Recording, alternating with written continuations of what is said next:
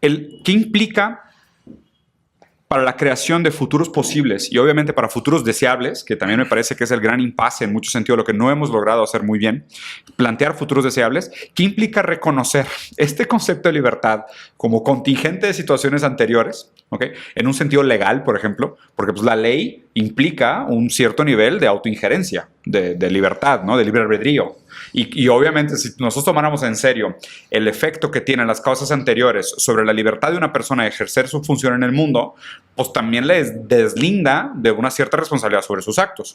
Y obviamente en el sistema legal que tenemos hoy, pues la ley todavía asume que pues, tú eres libre de tu actuar. Por ende, eres totalmente y plenamente responsable de tu efecto en el mundo. Entonces, el reformular o actualizar o hacer simplemente el catch-up entre el concepto filosófico de libertad y la manera en cómo las instituciones toman ese concepto de libertad y lo ejercen en el campo de la política, o sea, en el campo de la acción, ¿qué implicaciones tendría?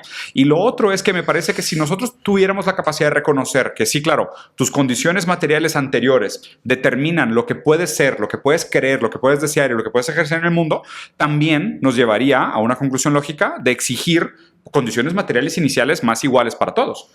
Porque si no también, o sea, aún el concepto de competencia se va por suelo. Ya. ¿No? Sí. Yo creo que el sistema penal actual sí que está tirando hacia una pedagogía que tiene en cuenta esas condiciones materiales previas y que trata en buena medida al reo como un enfermo y que pretende hacer una ingeniería social y psicológica sobre el criminal, tratándole como un caso... Como un síntoma. Como un síntoma de época. Las reformas que se han producido, las leyes de género, por ejemplo, van mucho en esa línea. Sí. No se trata tanto de juzgar un caso específico, de un acto de violencia o de opresión o de dominio, sino de tomar pongamos por caso, un maltratador como un representante de un síntoma más amplio, que sería el heteropatriarcado o el machismo estructural o el micromachismo, lo que se quiera, ¿no? Entonces... Que digo, perdón por interrumpirte, pero hay un caso famoso en Canadá donde un doctor diagnosticó a una mujer que estaba teniendo problemas respiratorios y puso como la enfermedad la contaminación, porque ella vivía cerca de una planta y decía, sí, claro, o sea, tus pulmones están enfermos, están saturados, pero realmente eso no es el problema. El problema es que tú vives al lado de una planta que emite gases venenosos y, o sea, el doctor hizo el diagnóstico,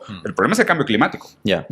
Y otra cosa, en el libro que ya digo que te acabo de terminar, me interesa mucho esta frase que lanzó Pasolini con motivo del 68, que era lo de demasiada libertad sexual os convertirá en terroristas.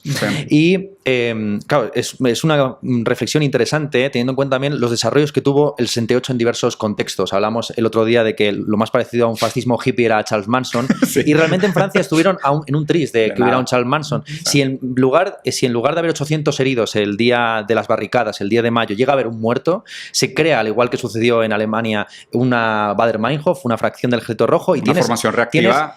Esto ya está estudiado por Platón, ¿no? La consecuencia última de la anarquía es el despotismo. Porque allí donde todo el mundo puede hacer lo que quiera y no hay ningún tipo de criterio ni de norma de lo que es bueno o malo, porque en el fondo la libertad vista desde la perspectiva tradicionalista es el criterio de discriminación entre el bien y el mal, es una libertad para elegir el bien y para rechazar el mal, y siendo autónomo y adulto, a diferencia de la máquina que elige por definición lo bueno. Como decía Goethe, ¿no? Prefiero el desorden que el caos. Eso es. Claro. Prefiero la injusticia que el desorden, ¿no? O sea, prefiero que exista una ley mal hecha a que no exista ley. Exacto. Eso es. Es Goethe, ¿no? Sí, Goethe, sí. Goethe, efectivamente. perdón, sí. Concepto de anomia.